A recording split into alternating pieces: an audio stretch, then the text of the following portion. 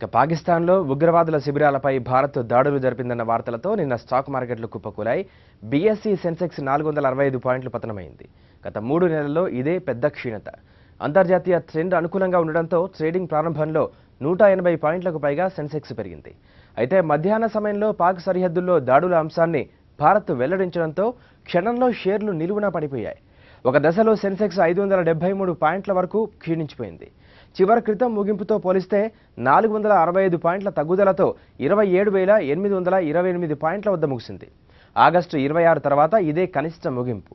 NSE Nifty కూడా ఇదే బాటలో 154 పాయింట్లు పతనమై 8,591 పాయింట్ల వద్ద క్లోజ్ అయింది. ఇక ఇవాల్టి సెషన్లో మార్కెట్లో ట్రెండ్స్ ఏ విధంగా ఉండబోతున్నాయో బిజినెస్ అనలిస్ట్ మూర్తి గరిమెళ్ళను అడిగి తెలుసుకుందాం. నమస్తే మూర్తి గారు. నమస్తే అండి. నిన్న జరిగిన సర్జికల్ స్ట్రైక్స్ వల్ల కొంచెం మార్కెట్లు భారీగా పతనమైనట్టు తెలుస్తుంది. మరి ఈ రోజు దాని ప్రభావం ఉండబోతుందా? ఈ రోజు స్టాక్ మార్కెట్లు ఎలా ఉండబోతున్నాయి?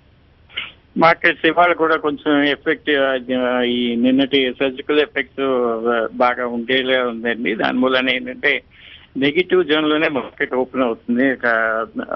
మరీ అంత ఎక్కువ గ్యాప్ తో కాకుండా 60 to 80 పాయింట్స్ తేడాతో సెన్సెక్స్ ఓపెన్ అవుతుంది. మార్కెట్స్ లో ఎక్కువగా వీక్ ట్రెండ్ ఉంటుంది. దీని మూలన ఏంటంటే వాలటైలిటీ కూడా చాలా ఉంటుంది.